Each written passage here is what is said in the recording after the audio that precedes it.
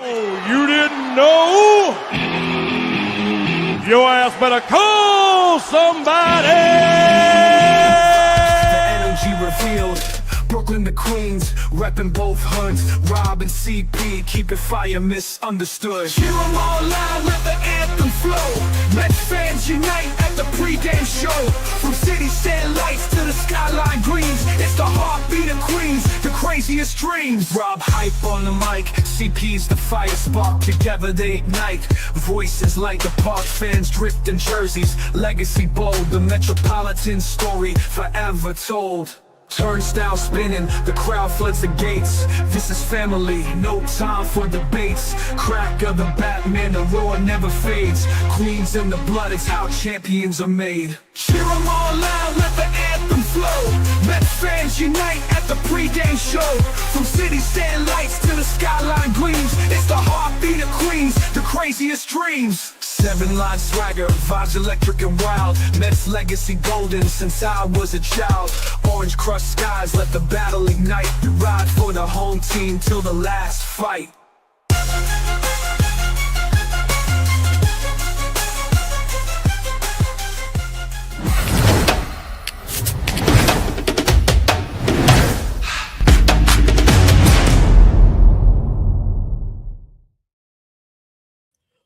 What's up, Mets fans? Welcome back to the amazing Mets pregame show right here on the channel and on X. And we got a new series going on at Citi Field as the Guardians come to town. The Red Heart Guardians, who are only 2 games now out of a wild card in the American League, as they have been playing extremely well since the All-Star break and finding their way into playoff contention as they come to Citi Field to play the Mets for 3 games. And the Mets, losers of 5 out of 6. Gotta find a way to figure things out here. Somebody needs to step up on this team, because I'm going to tell you one thing: David Stearns isn't going to help. Just so everybody understands that. So I don't know if everybody just heard David Stearns. This happened about 5 to 6 minutes ago. I didn't even listen to it or hear it. I just happened to pull up the SNY Mets X account. And this is what he said. And this is what I told you guys yesterday. He brainwashed you guys. He made you fall for his nonsense.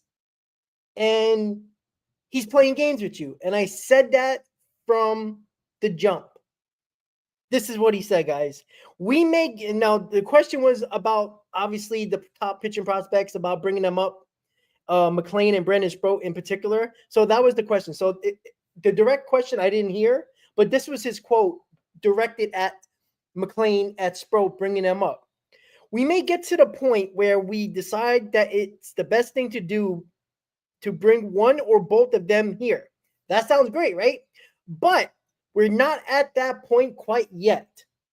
There are 50 games left in the season. 50 games.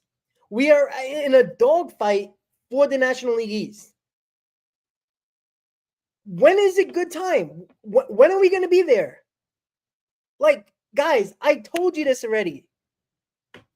You fell for the nonsense. You fell for his brainwashing nonsense, where before the deadline, when he kept them doing interview after interview saying, yeah, I will trade top prospects if I think that what we might be getting is better than what we currently have. That was in particular to the questions about the starting pitching rotation. He lied.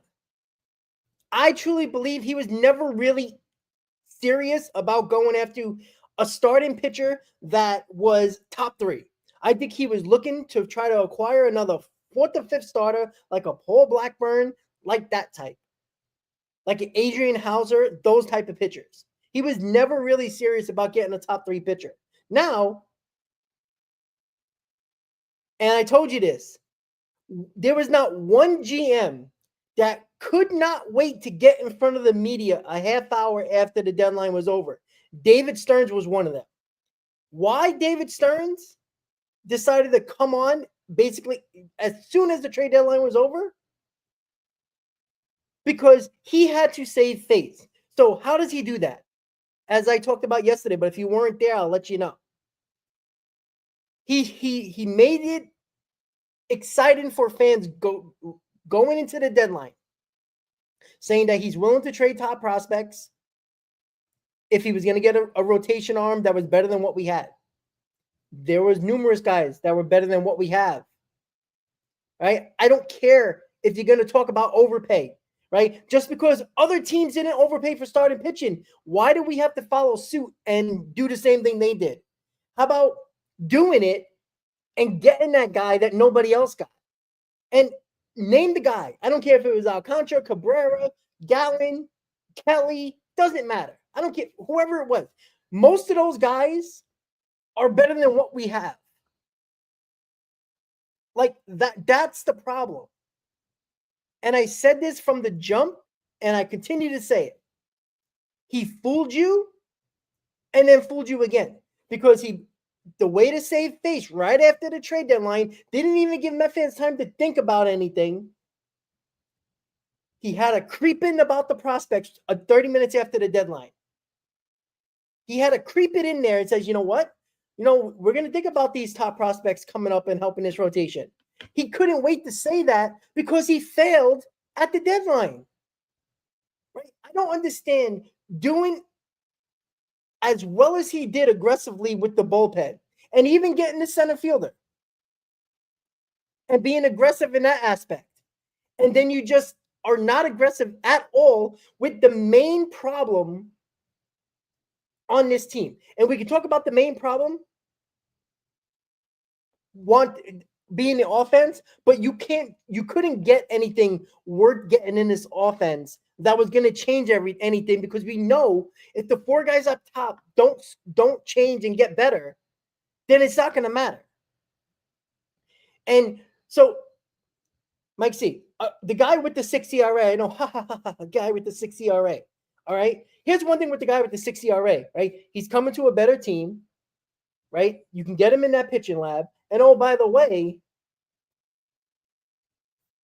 he throws more innings than mostly everybody on this rotation. He throws innings. He's a guy who is a workhorse. Even after Tommy John, he's thrown more 6 innings than everybody in this rotation except for David Peterson. So yeah, hold me with that. You're damn right I want that guy here. Right? We just assume, oh, we got a 6 ERA. Oh, so he's not going to be good. So did you want Stanek last year? Right? He had a 5 ERA coming from the Astros, but he was a difference maker in the playoffs, right? Phil Maton was not very good, but he was very good during the season when we got him for the final 2 months, right? Don't just look at the numbers and think that, oh, well, they're not good, so let's not get him.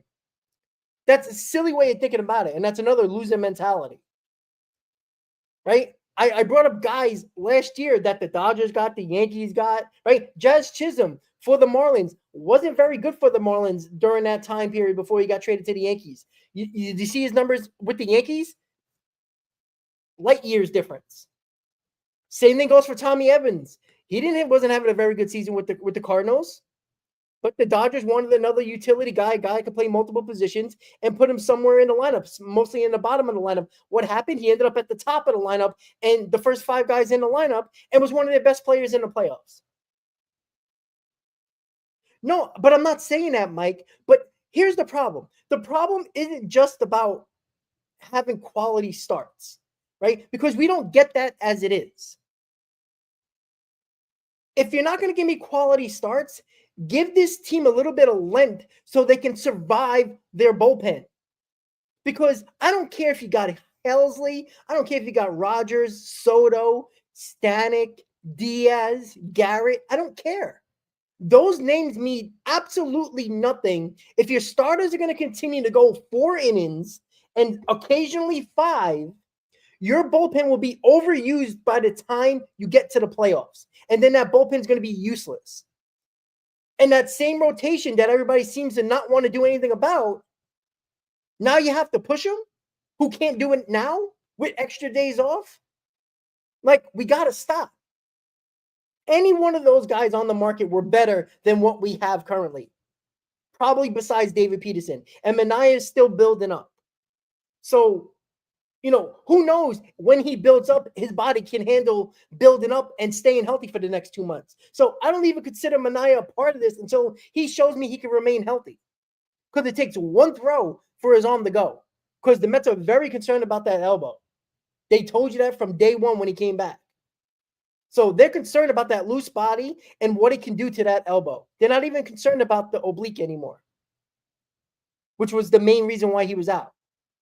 So the fact that this is what they're doing, and now they bring up Don Hamill just to slap Met fans in the face. And I'm not saying Don Hamill is not going to be decent, but he's another one of these Tidwell type of guys.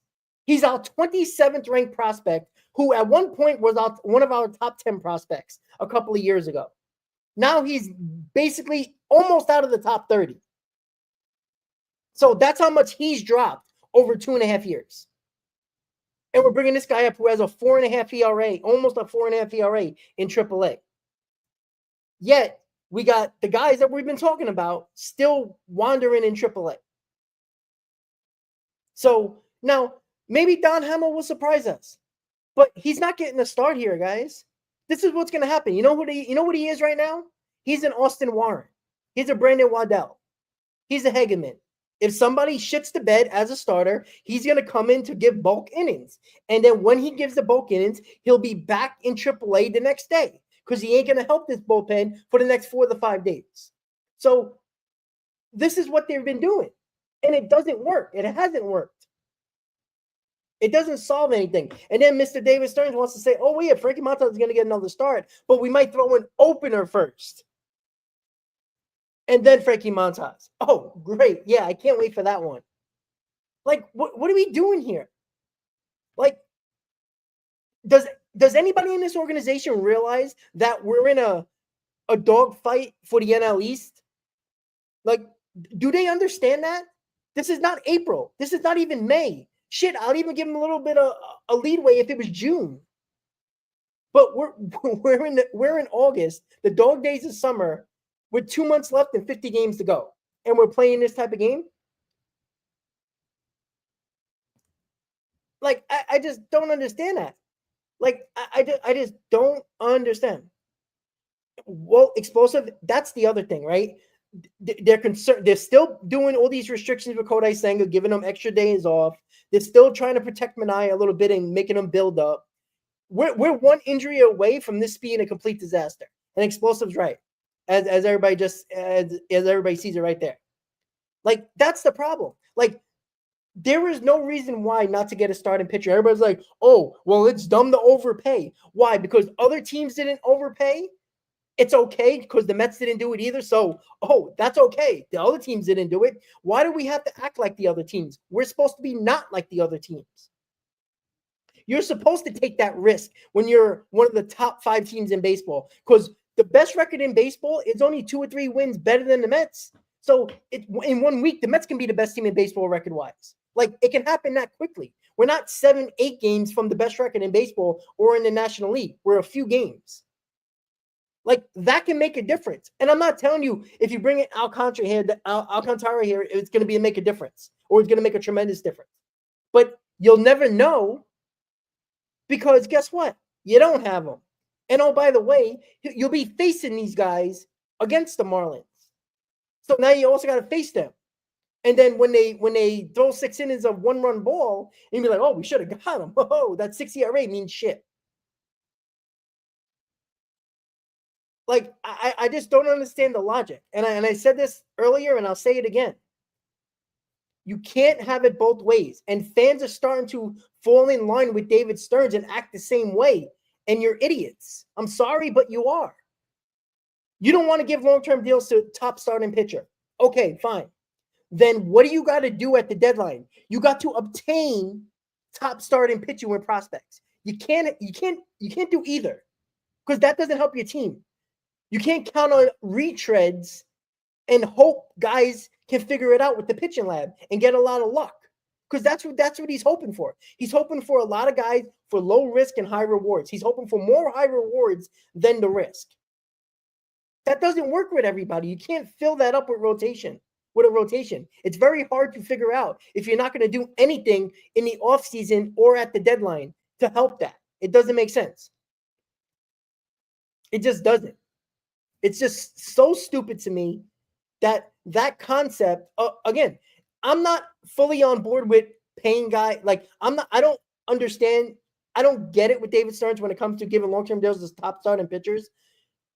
I kind of get it, but you can't do this at the deadline and not do anything at all with the starting rotation, and then claim you're going to use these. You have these prospects that you said 30 minutes after the deadline, and then you bring up Don Hamill. Like, and his quote, and for everybody who's just tuning in, this is what he just said not too long ago. They asked him about McLean and Sproat. He goes, we may get to the point where we decide that it's the best thing to do to bring one or both of them here. That sounds nice, right? But we're not at that point quite yet. That was his quote from like 15 minutes ago. Dolo, I understand about the 15th because you keep that year of service, that year of control. Understand that. But are you about, like, if that's your only concern, then you're really not concerned about winning. Because it's about what, 10 days away, 11 days away, so a little less than 2 weeks. What if we have a stretch of 3-10, 2-9, because our rotation sucks? And then we're going to bring them up and act like they're going to be saviors? Like, that does not make sense. Yeah, Frank, I don't care about divisional wild card. I truly don't care. I think if you make the playoffs, another round's going to suck, but it is what it is. I think if you get hot at the right time, anybody can win. So, like, it's just silly to me that you're still, because look, we're 5 games up on a wild card spot, on the best wild card spot. We have, we're in a pretty decent spot. But it takes 1 week to change that. If you have a bad week, you can't go 1-6. Like right now, we lost 5 of 6. Like you can't go 1-10 and expect to be where you are by the 15th and act like everything's okay. Like these kids are not going to be saviors. I hope everybody understands that. Noah McLean and Brandon Sproat. Noah McLean has 104 innings. Brandon Sproat has 95 innings, 95 innings. These guys are on innings restrictions. They got a month left of the minor leagues. So let's say they have 3, possibly 4 starts left. So if they control their innings in those starts, let's say 5 innings a start. So they're going to throw another 20 to 25 innings. So they're going to be at the 125 to 130 mark, which is what their innings are for this year. That is around what they said of that. So if these guys come up, and they're going to pitch 1 more time or possibly 2 more times before they come up, they're basically nearly at their limits. So what do you think they're going to do when they come up here? Just let it fly? They're not doing that. So you're going to get these guys that are coming up, one of them, hopefully 2, but let's say just 1. They're going to come up. They're going to have massive restrictions. And you're going to be taking them out in the 4th or 5th inning because of pitch count. They're going to throw 85 pitches probably, because that's what they have been doing in most of their games. Occasionally, when they have an extra day off, they'll throw up to 90. These guys are not going to be saviors. You're fooling yourself if they are. And even if they do pitch well, they're coming out. They're not keeping these guys in games. They can be throwing no-hitters. Nobody gives a shit, because they're worrying about next year and the following year with these kids. Like, it's a problem. Like, we're talking about these guys are like they're going to be saviors. They might pitch better than the other guys, but you're still going to have to use 4 to 5 bullpen arms in those starts. How does that help the overall team? And that's if they pitch well, by the way. We have no idea. There's too many people thinking, well, I mean, these guys in the minor leagues have better numbers than what the guys in the major leagues. Okay. What does that mean? Nothing. Shit. If that's the case, Beatty and Alvarez will be superstars. Tidwell might be in this rotation if he was so good. Yeah, but Frank, they're not going to forget pitch counts. That's the problem. That's what people don't get. People are so fascinated and just infatuated with these prospects that there's rules, there's restrictions with these guys. Like, this isn't Michael Conforto coming up as a bat where you can play him every day. These are guys that have very strict restrictions. Like, why are we not acting like that's a problem? That's not part of the plan here. Like, you could talk about the August 15th and the control and all that. That is up David Stern's alley 100%. And I understand that. But don't give me the nonsense that you're trying to win and be sustainable and trying to win a World Series and you're not doing everything you could to help the team, because you're not doing that. Like, control shouldn't oversee helping your team this year. It shouldn't. If that's the case, then you know what? Pack up the bags. Don't even bother. Don't even bring the kids up. Because why waste your time? Like, are we going to have the Harvey rules that we had to deal with in 2015 before, they kind of scratched that? Or what? Like, there's no need for that. Sonny, no. I said a little bit about it, but I wanted to get into, because David Stern just made a comment being interviewed by the media right before I came on. So I wanted to talk about that because it's important, because David Stern did say about the prospects possibly coming up, but then he says it today that, well, we're not quite there yet, but there's only 50 games left in the season. And again, guys, by August 15th, that's 11 days away. What are you going to play? 9 more games? So you're going to have around 40 games to go with these kids. And they might pitch twice for us. And then what are you going to do with them when they hit their innings limit? So that means they're going to pitch once or twice more in the minors, plus twice in the majors. And they're going to be on strict limits. Like, it just doesn't make sense. I'm sorry. I just don't understand. And I hope people understand this point, what I'm saying here. Like, this is what I told you during the trade deadline and during those long shows, that if he's not going to do it at the trade deadline, then he got to spend money on top starting pitching. You can't hope that Manaea returns to ace-like material, because just because he pitched really well last year doesn't consider him an ace. Kodai Senga was never an ace. Like, you can't have an ace that has all his restrictions and needs an extra day off, and when you need him the most, he doesn't show up. He constantly puts people on base. Yes, he gets out of it more often than not. But when you face better teams and you get into a situation where, you're facing better teams and you got to get out of more jams because you put yourself in them, your pitch count goes up. That means you're not going deep into games. So, like, we're starting to do the same thing. Thank you, Truman. I appreciate it. But, Mike, I'm not hoping. It's not hope. Like, better starting pitchers are more likely to pitch well than reclamation projects. Like, there's a pretty good chance the better pitchers are going to pitch better than the reclamation projects, because that is hope. You're hoping guys figure it out. This is what he wanted going into the season, which is fine. If you wanted to do that, I'm all on board. But when you realize that it's not working out and you still haven't brought up the main pitching prospects, you needed to do something at the deadline. No, Paul, it's not about lose a year of control for your trouble. It's about winning. That should matter more than anything else. It should trump everything. So they're not going all in. So when he says, "Oh, we want to win a World Series," but it's with complications. It's with a little bit of road bump. Like, we can't do everything to try to win, because that's not going to help 2027 or 2026. Like, it's not about that. Like, you saying that in a comment is more concerned about you worrying about next year. Like, I understand David Stern's worrying about next year, but you're one of the better teams in baseball. Record-wise, best record in baseball, the Mets are 3 games from best record in baseball? Yeah, but Dolo, what team is World Series ready? Seriously.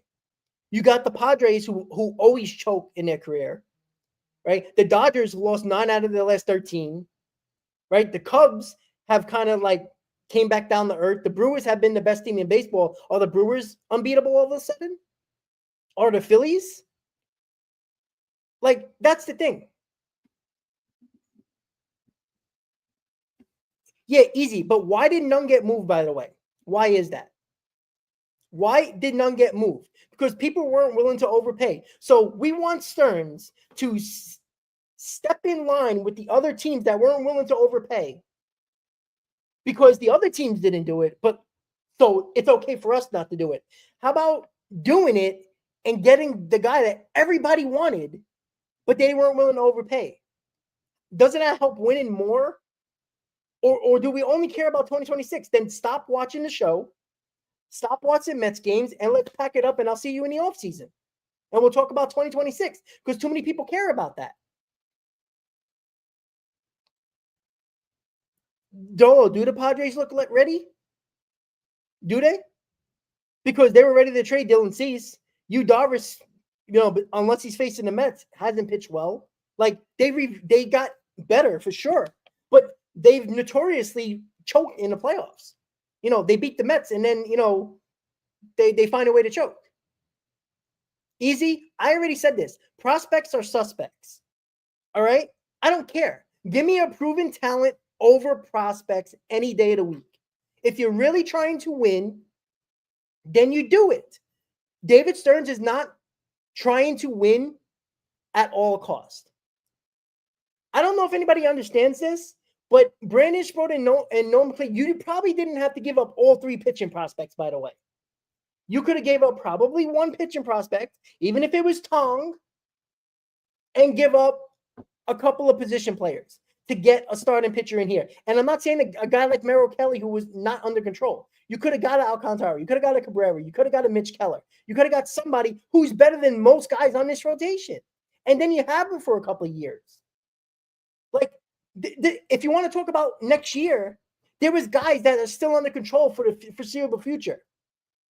So those guys that we don't know anything about and might not be very good, we have no idea. I don't care about AAA stats.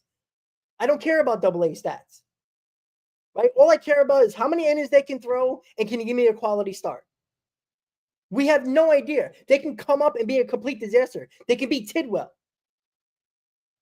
Like, let's not act like we know. So I'd rather have the proven guy.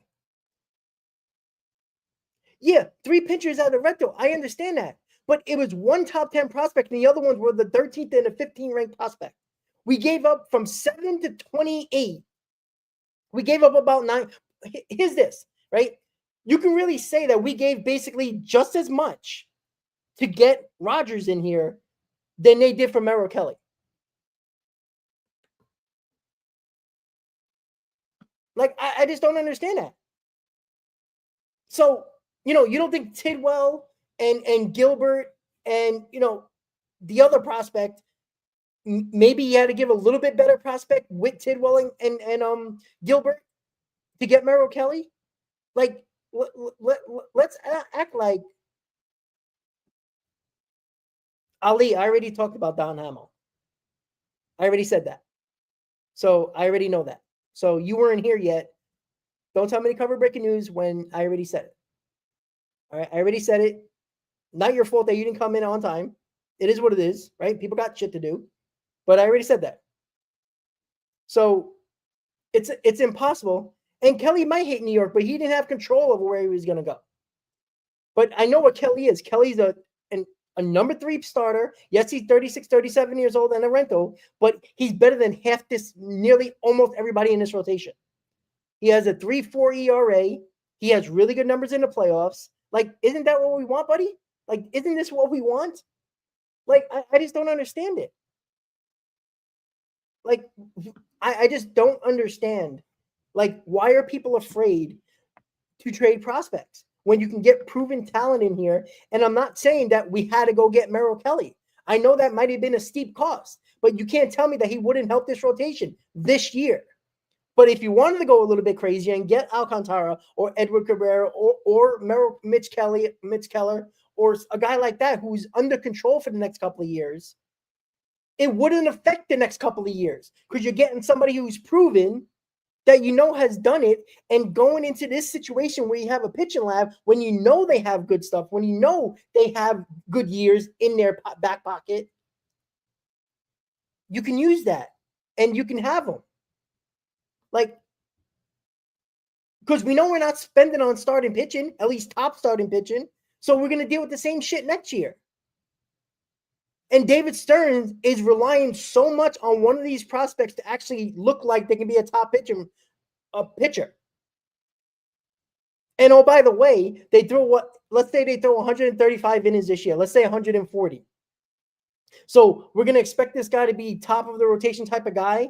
And when we need him the most, because nobody else is going to step up, we're going to have to make him throw 170 innings, and then he can break down at the end of the year and be tired and run out of gas. That's what we're going to deal with again. So David Stearns can say, oh, well, we'll wait for the deadline. And then when the deadline comes, we don't get any good starting pitching.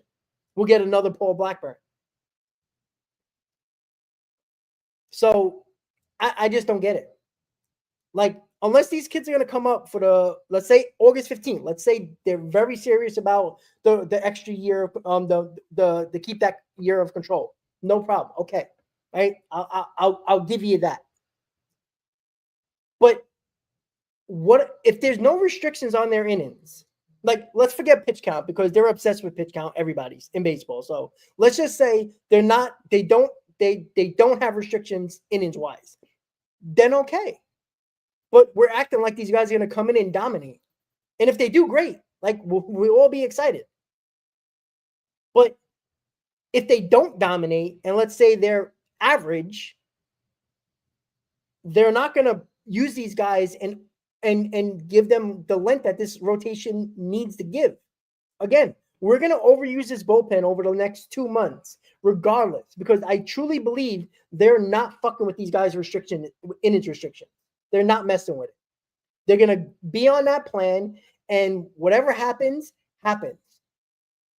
And then they're going to blame everything else other than what they didn't do. So these guys, I tell you, people don't have nothing else to do. They talk about Diddy parties and OnlyFans. And you know what? I guaranteed he would subscribe to my OnlyFans if I had one, right? All right, I'm sorry, guys. Just, stupid people. So, look, it is what it is at this point, right? I don't have confidence that Davis, like, he didn't fix the rotation. Like, that's it.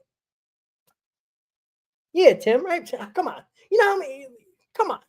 But yeah, look, guys. The fact that we can't do anything anymore because the trade deadline's done and it's only internal options. Like, they don't care about Don Hamill's control, right? Fuck him. Right? Like it's just crazy to me. Like, you're not trying to win. You're trying to win, and you're trying to get your cake and eat it too. Like, that's what you're trying to do here. That's what you're trying to do. You're trying to do everything that you want to do, even if it's not going all in or doing enough. What's the point of not bringing these kids up except for control? If that's the case, then you're really not concerned about winning. You're trying to keep that control, and if everything works out, great. But if not, he'll say he tried.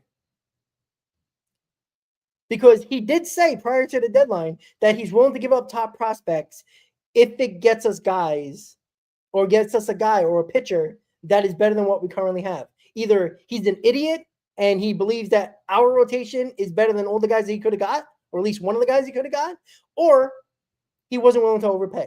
And again, too many Met fans don't want to overpay. Then great. Then you're going to make your own grave. Because now you're hoping Manaea turns into the pitcher he was last year, because they desperately need that. You hope David Peterson doesn't break down with the extra innings that he's going to throw, because he's the only one going deep. So they have to rely on him every single time, regardless if he pitches well or not, to go deeper into game. Because Sanger can't do it. Montas can't do it. Holmes can't do it. So that's the problem.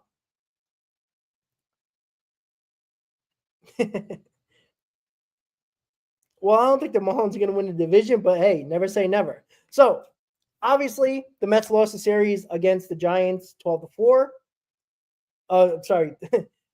They lost 2-3 against the Giants. They got their ass kicked yesterday. It wasn't a very good performance. The offense was bad. The pitching was bad. It was just all around bad. Now, if you look at the lineup, Pete Alonso's DHing, and Mark Vientos is playing first base.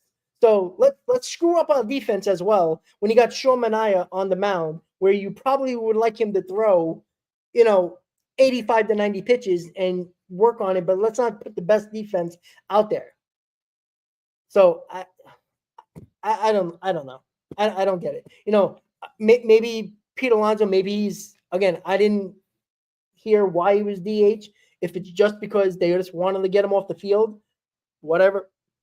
Maybe he's dealing with something, and they said, and I have it on mute right now, so I can't really know what's going on.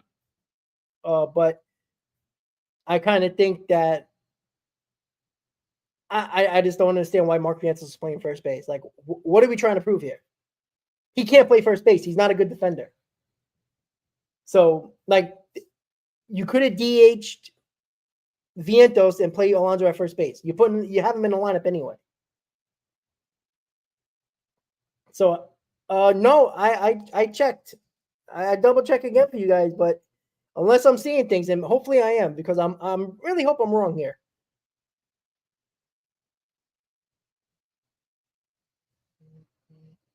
Yeah, well, Red, I mean, when you don't have good pitchers, it's hard to do that in any game. That's the problem as well.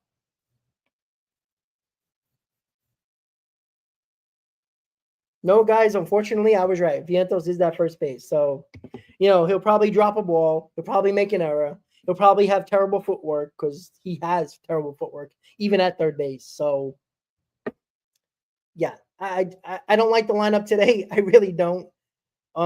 Again, we all know about the offense. The top four needs to get going, right? We all know Cedric Mullins wasn't going to be a difference maker. He's just an upgrade over Tyrone Taylor offensively, right? You could see, like, I think he's going to be fine.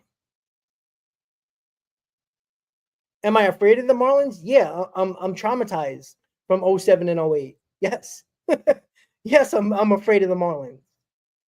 The Mets have a hard time beating the Marlins in big situations. And oh, by the way, look at the last 6 games of the year and look who we play. Sandman, well, I can't give up on Swaggy V. He's here. Like, he has an 11-game hitting streak, but okay, that's great. Like, I need more power from him. Like, base hits aren't going to do anything for me. Like, it's not. Like, yeah, great. Get a base hit and be on first as a slug that can't run. Yeah, great. Let you slug around the bases. So we need 3 hits just to get you in. Like hit home runs. That's what you're here for. That's the reason why you were the starting third baseman on opening day, because they wanted your power. You were supposed to be top 5 guys in this line. This is the problem with the lineup, where Vientos and Alvarez were basically no-shows, and we had nothing else. And then, again, the top 4 needs to do better. We all understand that. So, there's nothing we can do with this lineup.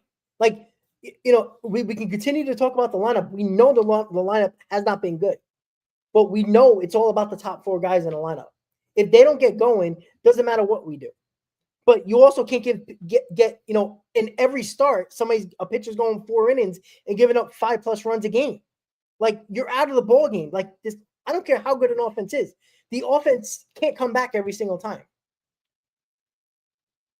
Like, it would be nice if the offense gets going, but Lindor hit a leadoff home run and it just went to shit. And I know it wasn't enough, but overall, they got to be better. But our pitchers basically give us no chance half the time. Like, if David Peterson's not on the mound, I'm expecting to give up runs. Like, that's a problem. And David, it's not about the hitting coach, man. Like, we got to stop with the hitting coach. Most of these guys have their own hitting coaches, right? I'm sick and tired of hitting coaches. Alonso has had like 3 hitting coaches in his career. Nimmo, same thing. McNeil, same thing. Lindor, same thing. Soto, same thing, right? They got to figure it out, not the hitting coaches. I understand it. You have to score more than 3 runs, but you also can't give up 5 runs a game either, because that's what the Mets have been doing. So that means you have to score 6 runs per game just to win. And that's if you keep them at 5 runs. Like, the players got to perform. And thank you, Explosive. You just read my mind. The players got to perform. That's it. It's not the hitting coaches. It's not, the assistant hitting coaches. It's not the manager. When they're at the plate, it's up to the player. The players haven't got it done. When you're still bottom 3rd in the league with runners in scoring position, like, it's a problem. We all understand that. Well, Mark, because I tell the truth and you don't want to hear the truth. I know it hurts. The truth hurts. I know. Like, I'm not trying to bullshit anybody, right? I'm not here to lie to you guys and tell you everything's sunshine and rainbows. Again, if you want to go to another channel and listen to Sunshine and Rainbows, please go ahead. There's enough of us here doing it, right? Like, if you're not complaining as a Met fan and being pissed off, then when are you ever going to be mad and pissed off? Like, too many Met fans would rather have a year like last year where it's unexpected and things happen. Everybody, can sing songs and, have grimace all over their screen and the Haktua girl and all that shit, when every time this team has expectations, they grossly underperform. So I'm sick and tired of having unexpected years. It's always great in the moment, obviously, but if that's what you're here for, then why are you even a fan? Like, when Stearns talks about sustained success, it's about having expectations every year and doing what your expectations are and be better. Hey, G-Man, what's up? Right? Like, that's the point. So I don't know what if you want me to tell you lies and say everything's okay, I'll do that, but I'll be lying to you. And I'm not going to lie to you. I'm going to tell you how I feel, right? I'm doing this show not to lie to you and tell you how I feel. If you don't like what I'm saying, you don't have to be here. I said this many times. I don't need you to say, well, all I do is I'm a whiny kid. No, I'm telling you the truth because I'm frustrated, right? If you want to act like, put the wool over your head and over your eyes and not see the problems and just turn on the game and then complain after the game, well, you're part of the problem. I don't know. Yeah, but it's not, again, Red Bear, right? The only time this team has been good was when the pitchers were pitching well in April and May, right? Since then, the pitching hasn't been good, and we haven't been as good as we were in April and May. Like, for all the people that keep on saying pitching wins championships, well, pitching did a good job in April and May, but again, they were fresh. Now they're not. All your reclamation projects are a disaster. The Mets make the World Series. The players need to jump Soto in the locker room. No, Explosive. I don't think they don't see it. I think they don't want to admit it. And then you have people saying that, oh, I'm whining like a kid when I'm just spilling the truth. Like, if you want me to just smile and say, oh, everything's okay, Alonso's going to hit the home run record for the Mets. Because that's all. It seems like Mets fans care about that more than they actually want to win. And that's a problem. Like, I can give a shit about individual accolades. I just don't care. Why do I care about Pete Alonso being the home run king of the New York Mets? What does that get me? Why? Because I can buy a T-shirt? I could buy a little banner that says it? Who cares? I don't care. I really don't care. Darryl Strawberry isn't in the rafters because he hit the most home runs in Mets history. It's because he won a World Series. Doc, the same thing. Keith Hernandez, same thing. Kuzman, same thing. Seaver, same thing. Piazza. Reason why Piazza's up there was because he was the best catcher in history for the Mets. Which, I kind of be like, we didn't win anything with you, so you shouldn't be up there. But It's okay. No, Red Bear. They're not even pitching fantastic. They've been bad. Bad. And the pitching was aligned with the bullpen because the pitching was going a little bit deeper, pitching a little bit better, and the bullpen was not getting overtaxed, even though they were getting overused like crazy, but they were fresh.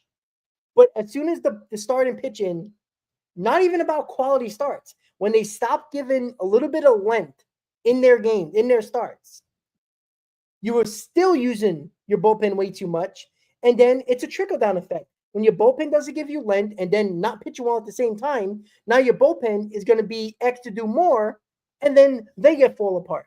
And then multiple guys got hurt because you were overusing them. Guys that were already injured last year.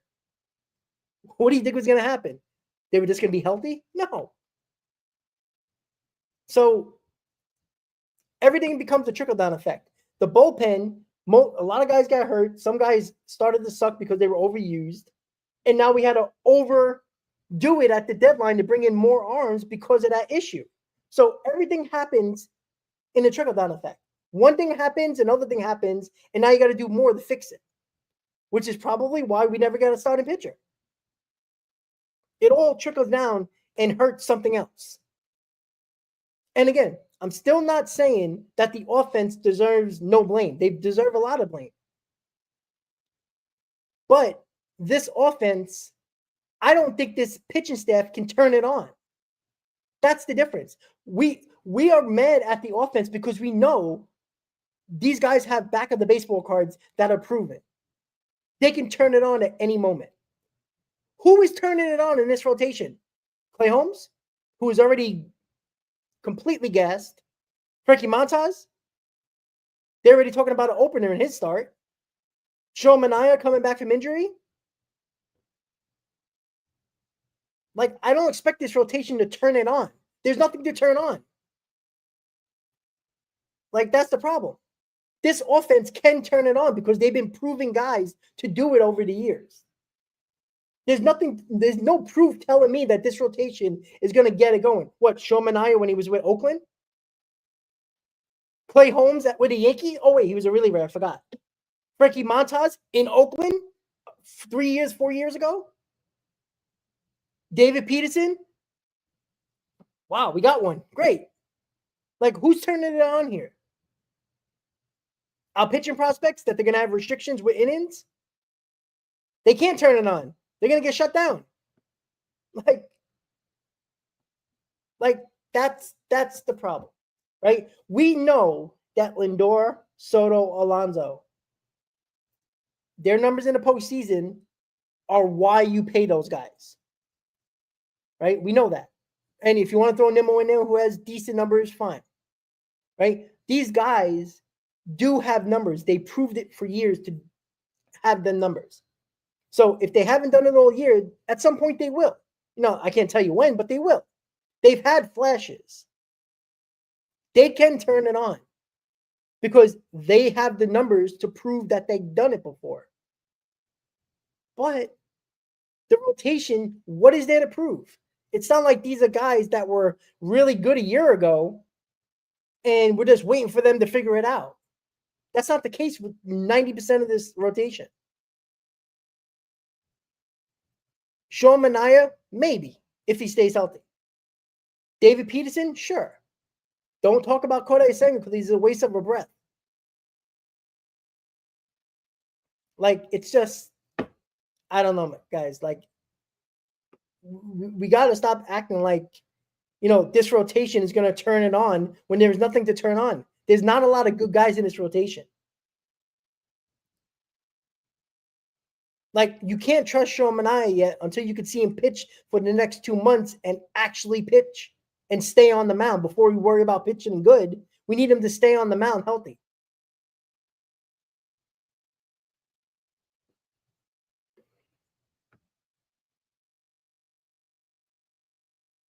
Yeah, because I don't think pitching has anything to do with the offense.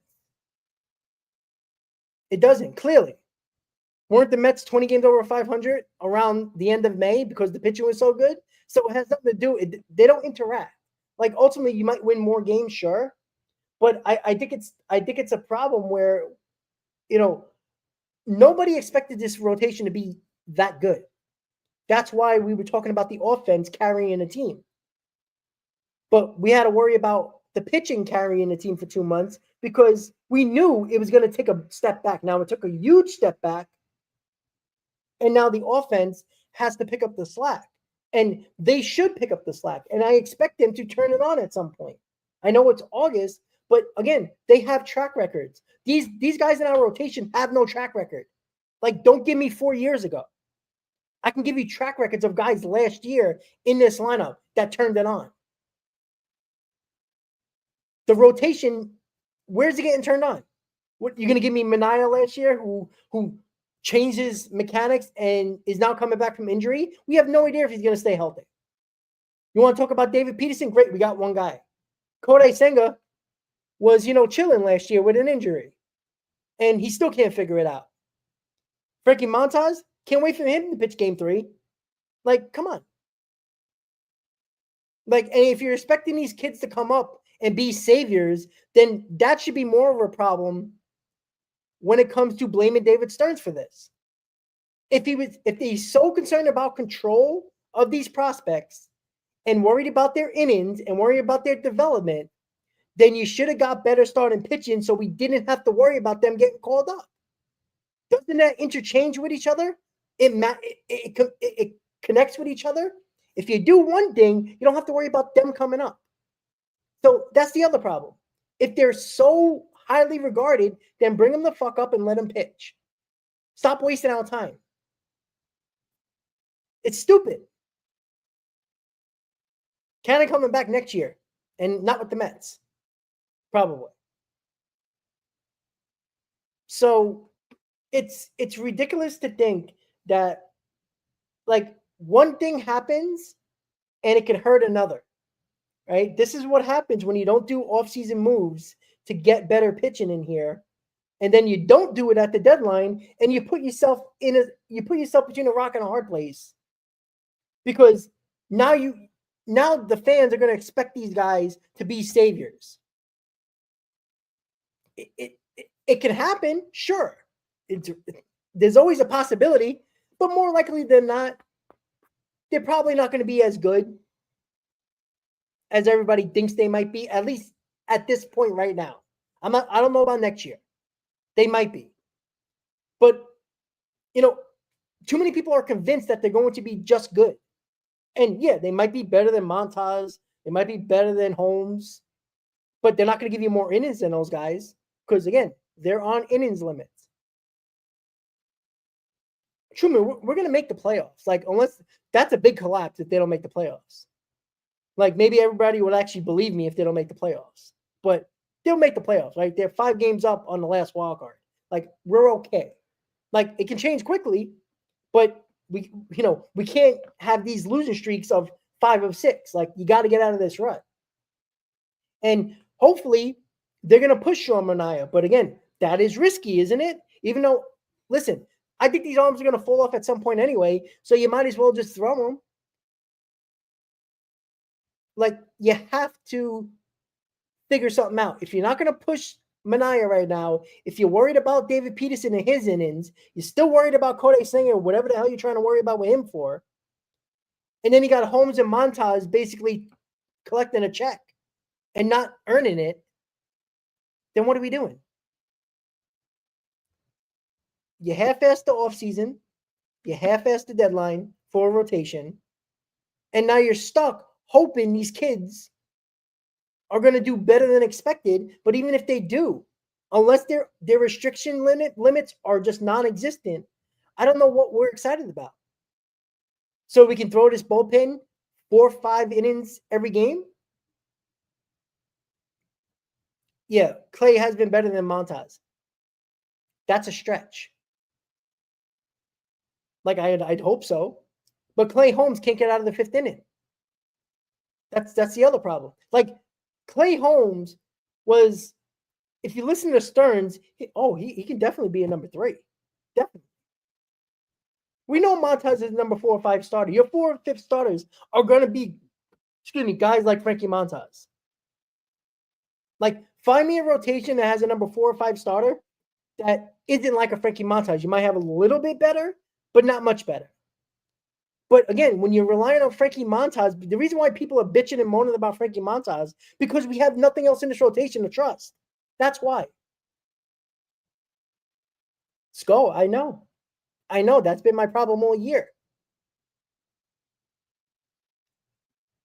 Yes, I understand that. Like, I understand the thought process of Montas. They thought they can figure it out. And he has stayed, obviously he got hurt. So maybe that whole lab situation wasn't what they were hoping for because of the injury, whatever, but still. But again, Frankie Montas was going to be your 4th, 5th starter, most likely your 5th starter. Like, those type of guys are going to be bad. They're not going to be, they'll throw you a couple of good starts here and there, but they're mostly going to be not good. Like, go around baseball. Look at the 4th and 5th starters in baseball. They all got 4 ERAs or higher, if not more. So I'm not expecting the 4th and 5th starters to be lights out. But we're talking about Montage. We're talking about Holmes because Senga, Manaea, and Peterson isn't good enough. That's the problem. If you had a good, solid number 3 starters, we wouldn't really worry about our 4th and 5th starters. We would be, dealing with it, but not to the point where we're desperately trying to get these guys out of the rotation and talking about Sproat and McLean. We're talking about that because we have no ace. Don't tell me Manaea is an ace. Because he pitched 1 year last year really well. Everybody couldn't wait to throw that ace title on him. Let's see if he can stay healthy for 2 months while he's stretching out his arm and throwing more pitches and throwing more innings. There was a lot of people on opening day saying that Kodai Senga is an ace. During the offseason, Kodai Senga is an ace. No, he's not. Don't give me his ERA because he don't even have enough innings to warrant that ERA. And on top of that, if he's your ace, shouldn't your ace pitch 2 times in a series? In a 5-game series, shouldn't he be able to pitch 1 and 5? That's not happening with Kodai Senga. You know how many times in 7-game series your ace would go 3 games, go 1, 4, and 7, and on the going game 7, it's usually on short rest. You really think they're going to do that with Kodai Senga? You got to wake up and stop dreaming because that's not happening either. You'd be lucky if he pitches 2 games. So we're talking about, like, Stearns already brought up Blackburn. Half hour after the deadline, he talked about Blackburn. So, yeah, he's probably going to pitch somewhere along the line. Tyler McGill, if he comes back, he's going to pitch. And then we'll bring these kids up and let them throw 4 innings and, act like we're doing something special here. Because these kids can be lights out. They're taking them out after they're not making them pitch more than 90 pitches. So wherever that is, whatever inning that is, they're taking them out.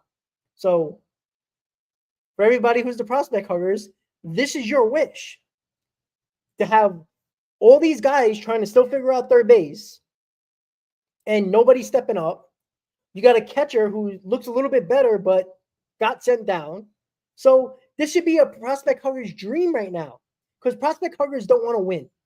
Prospect huggers only want homegrown talent. And if they win, I told you so. But when they continuously fail and don't win, and you didn't get the proven player and worried about your prospect, and when they underperform, what are we doing here? Even though the prospect huggers won't talk about Alonso, won't talk about Nimmo, won't talk about, talk about guys like that. McNeil, right? You don't need a full team of homegrown talent to win. It's very rare. It never happens. Unless you're the Marlins, who never pay for anybody, and all the kids work out. Like 97, like 03. Where they brought in veterans. That they still didn't even spend a lot of money. Like, it doesn't happen. You use those guys to help the team with a bunch of proven players. That's how you win. You want to have the conversation again, right? The Atlanta Braves, they had talent, but they traded for Matt Olson, right? They traded for Jorge Soler. Like, we all forget this. Adam Duvall. Most of their rotation was veterans that wasn't homegrown. Yeah, muted, but they built up the farm, but they also got Justin Verlander. They also got Garrett Cole in trades. Right? They also acquired bullpen. Right? So they did what they needed to do. It wasn't all homegrown. And I'd rather the homegrown be position players than starting pitching. Because even when you talk about starting pitching, there is more likelihood that these guys are not going to turn out to what they expected to be. And then you're asked out trying to figure out your rotation again. Because David Stearns is hoping for at least one of these guys to be a top starter. If they're not, you got another bunch of 4 and 5s, and you're in the same pickle again. So are you spending money on top starters? No, because you don't want to give long-term deals. Okay, go get it at the trade deadline. Well, I don't want to trade top prospects. Well, then what are you doing? Then we're going through the motions here. Same thing, same problem. Muted. They're still not built up the farm. How long do you want to build up your farm for? You want to wait until 2027 until we build it up and hope, when Pete Alonso's 33 years old and Lindor's 34 years old and Nimmo's 34 years old and these guys are nearing out of their prime, that's when we're going to worry about it? That's when we're going to make the big trade? Doesn't make sense. Your best guys are in their prime right now. You got to take advantage of it. That's why I understand Yankee fans getting mad because they're wasting the prime years of the best player in baseball in Aaron Judge. It's stupid. You're wasting the best years of the guys you gave long-term deals to. Doesn't make sense. Why does he have free agents on his mind starting pitching in 2026? He's not giving long-term deals. He's just not. If these guys are 30 years or older, he's not doing it. That's why he's relying on these guys to be top pitching prospect, be top guys. If they're not, they're just a bunch of number 3, 4, and 5s that we have a ton of. Yeah, Big Bruno, I wish that was the case, but they don't do it anymore, man. It just doesn't make sense, right? You can't do neither and tell me everything's okay. And tell me, well, we're not there yet with the prospects coming up. We got 50 games left. We're fighting for a division. We're fighting for one of the 2 best records, or at least the best record in the National League. So we can get a bye. So we can have home field advantage. Muted, the Dodgers don't have an ace. You sure about that? There's about 4 guys. Yes, some of them are hurt, but when they pitch, they're aces, right? They didn't really have. They had a ton of injuries, but you know what? Jack Flaherty was pitching. Burley was pitching. Buehler was pitching. You had Yamamoto pitching, right? Those guys are top starters.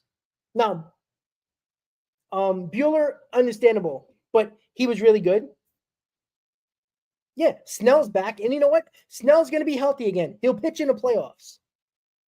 Senga's not an ace, not even when healthy. Sorry. I don't know if you heard me before, but Senga's not an ace. You can't trust him. He needs an extra day off. You can't have an ace that needs an extra day off just to get on the mound. You just can't. And yeah, he isn't healthy. Do we understand he's been healthy for 1 full year? And that was a year when the Mets were basically out of it in June. So there was no pressure on the kid. And what they were doing, we're giving him so many extra days off that everybody just assumed he's a good pitcher. But good pitchers need to pitch every 5th day to be considered an ace. Because when you get to the playoffs, you need these guys to go multiple times in a round, especially a 5-game and 7-game series. Yeah, muted. They were there in the offseason. They were there at the deadline. You didn't want to pay them, and you didn't want to trade prospects for them. And you didn't want to overpay. So either way, you're going to have to overpay. He didn't do it either. So there you go. That's what you're looking. That's what you're dealing with. And then when you face the Phillies and they got Wheeler, and when you face the Cubs and they got a top guy in their rotation, or the Brewers, or the Dodgers, or the Tigers in Scuba, this is what we're dealing with here. Who's matching up against any of those guys that you can trust? Now, some will say David Peterson, because he's been our best pitcher. You still can't trust Manaea until you see him remain healthy for 2 months. Yeah, Frank Snell is so-so, but he will dominate 5 innings for you. Who's dominated 5 innings for us? Senga doesn't do it. Manaea, let's see him be healthy. Maybe he can do it. You could say David Peterson, but do we have uber confidence in David Peterson? Like, every one of these guys would be the ace of the Mets if they were on the Mets in the Dodgers rotation. Pick one. You can talk about injuries all you want, but we have injured players too, and people acting like these guys are aces. Again, Muted, we went over it, right? You can get a Mitch Kelly. You could have got a Merrill Kelly. You could have got an Alcantara. Could have got an Eric Cabrera. You could have got guys. Yes, you had to overpay, but you're not spending money and overpaying on top pitchers in the offseason. So you have to overpay somewhere, or you're never going to get the guys you need.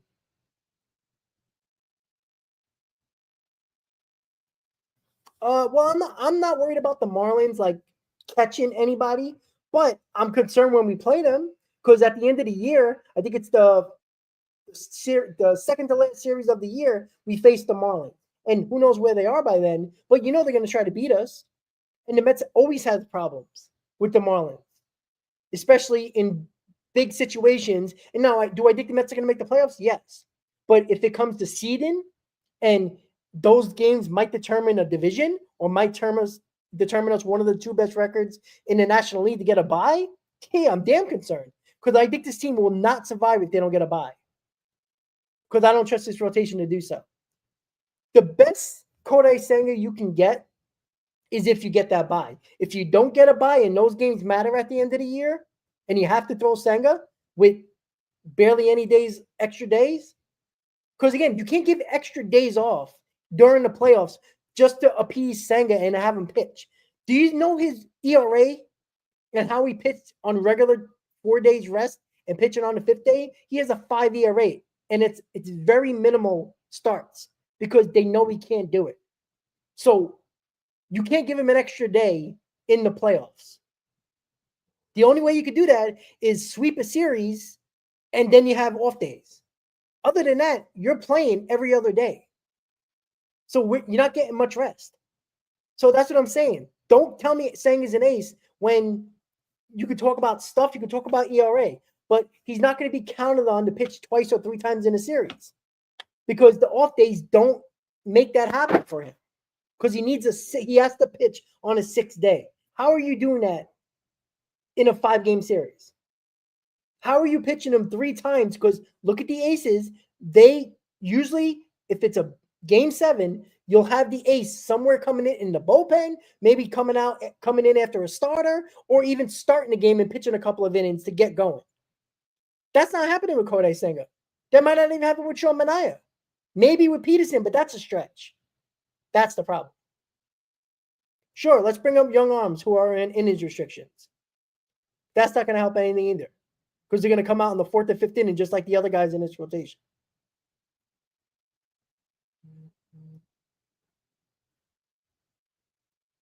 Muted. DeGrom wasn't good on short rest, but you know what he did do? He pitched on regular rest. And with regular rest, you can pitch guys twice in a 5-game series. You can pitch him twice, 3 times in a 7-game series. You can do that.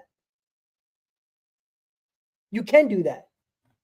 Right? We didn't have the opportunity to see DeGrom other than 2015 to pitch longer in the playoffs to get to that point. 2022, he pitched once. And then he wasn't a Met after that in the playoffs. So the fact is that, yeah, I think DeGrom, I would trust DeGrom on short rest, even though he might not be good in his career during the season. But I trust him with his stuff to dominate, or at least try to. But even in 2015, he wasn't the DeGrom we saw in his Cy Young years. He wasn't there yet. But he was a grinder. And I expect DeGrom to grind. Senga doesn't grind. Senga puts people on base and gets his pitch count up in the 4th inning. So we're going to have to see how this is going to play out because there is no choices here. This is your roster. Maybe 1 or 2 internal options that aren't going to be a difference because, again, you could talk about the pitching prospects all you want. McLean has 105 innings and Sproat has 95 innings. These guys, if they don't come up until August 15th because of control, which I understand, they're going to pitch at least one more time, possibly two during that time. So they're going to have at least 10 more innings on their ledger. They're probably capped at 130 to 140 innings. That's another 2 starts maybe. Let's say 3. So that gets you into the first week of September. And then what? What do we do? Send him down? Shut him down? Pair him with an opener?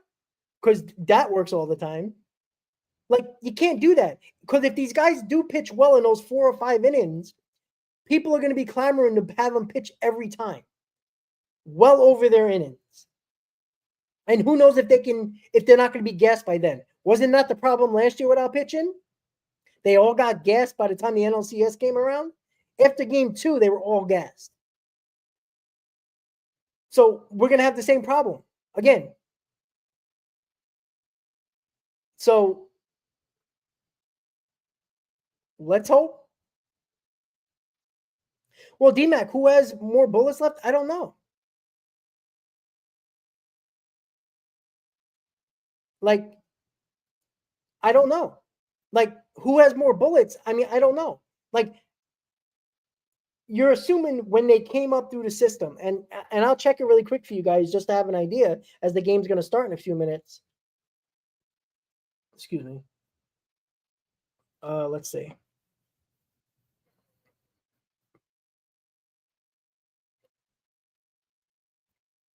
All right, let's see. All right, Noah McLean. So he threw 109 innings last year. So obviously they accumulate when they get, to the next year, right? 109.2 innings last year. He's already at 104. So let's say they had their plan of 125 innings, right? They usually go about 10 to 15 more innings the following year. So how much more are they going to really push him if this rotation needs him?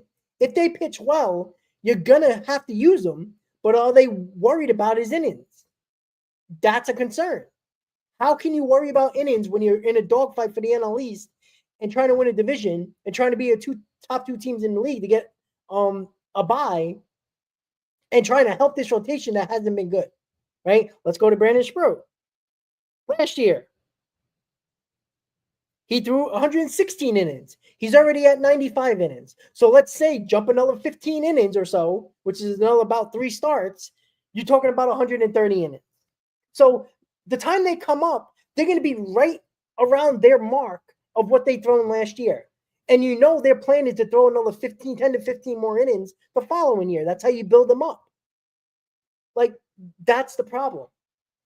Unless they don't care about that and think these guys are durable, which, let's be honest, if they were durable and they trusted that they didn't have innings limit, they would have thrown them up here in June when we really needed rotation help. But they didn't do that. So that just tells me they're on limits here. Yeah, but they're not going that much more. They're not. Like, they're really not doing that. And even if you're going to throw 30 more innings, let's just say that. They're going to throw another start, possibly 2, before they come up on the 15th. So that's 2 more starts. Let's say they added 10 more innings to their ultimate lineup, to their innings limit. So even if they go another 5 innings for 3 more starts, that gets you into September. They're at their limit anyway. Are you going to push them into the later weeks in September, into the playoffs if they are needed? Which, if they're pitching well, you're probably going to need them because people are going to say, well, they're pitching better than Holmes, pitching better than Montas. Let's throw them out there. So, yeah, Mets are top 5 ERA in the league because when you look at ERA, it obviously combines innings. The Mets don't have a lot of innings. So their ERA, when it comes to league, yeah, it looks good on paper. But we all know it's not good because the innings don't connect with the ERA. It just doesn't work. ERA is about how many innings you give up, how many innings you pitch with runs given up. So you don't throw a lot of innings. It's very hard for your ERA to go sky high with all of that, with all the games and with the runs they gave up. But the problem is the length. It's not just about pitching good all the time. It's about, hey, you can have a guy go 4 innings and give up 0 runs. That's not a good start. Because again, you're going to need 4 to 5 pitches to get through a game. That sucks. You can't do that every day. It's not sustainable. It's not. You can't wait until David Peterson to give you 6 innings once every 5 days or once every 6 days. It just doesn't work. It's not sustainable. It's very hard to do. So let's see if they figured things out. Somehow, some way. Somebody got to step up. Somebody's got to step up in this rotation. Let's hope Manaea isn't on any limits here, and he's gonna, this should be the game where he's 90 pitches or a little bit higher than that. So whatever inning that is, it is. What are you gonna do? But his last outing, I think he threw 86. So he should be around the 90 to 95, somewhere around that range. Let's hope, because we need him to, and we need him to pitch well. And obviously, that also puts in the mix. Hopefully, he stays healthy. No, muted. I didn't say all 5 starters are going 6 innings, but we don't even have 2 of those guys. We have 1. Like, there is multiple teams, a lot of teams, especially the contending teams, that have 2 guys that are going 6 innings more often than not. And even they have 3, 4 starters that give you innings. The Mets don't have that. Like, that's the problem. Like, the Mets, and they showed it the other day on SNY. I think it was 2 games ago. I took a picture of it because I was like, yeah, of course that makes sense. Here, David Pete, the last 42 games. So that's just over a month and a half. Let's say a month and a half, right? David Peterson, innings pitched, 6.3. The rest of the rotation, 4.2. Not sustainable. So they're taking David Peterson out of that innings pitch limit, but everybody else is 4.2. That's with Senga, right? That's with Holmes. That's with Montas. So, yeah, Sanders, they're developing aces in the minor leagues. No, they're developing pitchers who could be aces in the minor leagues. You got to rephrase that, right? We don't know. And I'm all on board developing these guys, but you need them now. I don't know if they're aces now, but you can't throw them out here now and then have restrictions and act like we're doing something good here. Because ultimately, what are we doing? You're hurting the major league team by protecting these kids. So if you're protecting them, don't even bother. You should have did what you needed to do at the deadline to get a pitcher. Or even somebody else that's somewhat decent. But you didn't do either. So what are we going to do? We're going to watch the game. We're going to hope the offense comes through. We're going to hope Sean Manaea stays healthy and pitches well. Right? That's all the things we have to worry about in game 113. With 50 games to go. Half a game behind the Phillies. It's been back and forth for like a week now. It's a dogfight. It's the dog days of summer in August. Let's get it done. Somebody needs to step up in this lineup. Somebody needs to step up in this rotation. And I think the bullpen, there's definitely going to be somebody step up. Let's just hope they don't get overused. So the 63-49 Mets played a 56-55 surging Cleveland Guardians, who, made a couple of trades, didn't really give up the big boys, and have a scandal with Class A and another guy, and they're 2 games out of a wild card. They're playing very well. So the Mets better be on their game and start to win ball games. They lost 5 of 6. They got to start turning it around. The games are getting less and less. October's coming. We got to figure things out here, guys. We got to step up. We got to get somebody stepping up. Someone in the lineup, a couple of guys in the lineup, somebody in this rotation, step up other than David Peterson. We need guys to step up. Sure, Victor, you can, obviously. I would love to be, obviously, I would like to be, if a fan base, I want to be 63-49. But you can't also act like it's sunshines and rainbows, because it's not.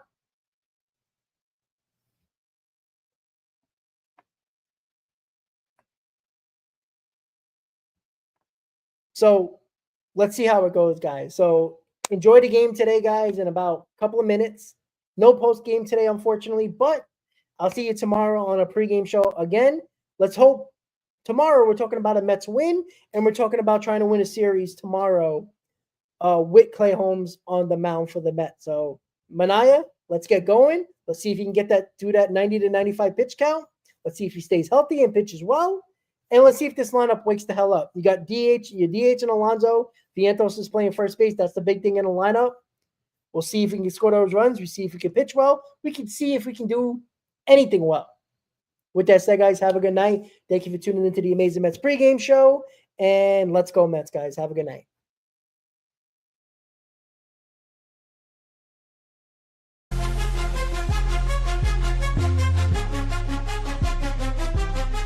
Seven train rumble, headed to the field. Orange and blue vibes, the energy revealed. Brooklyn to Queens, repping both hoods. Rob and CP, keep it fire misunderstood. Hear 'em all loud, let the anthem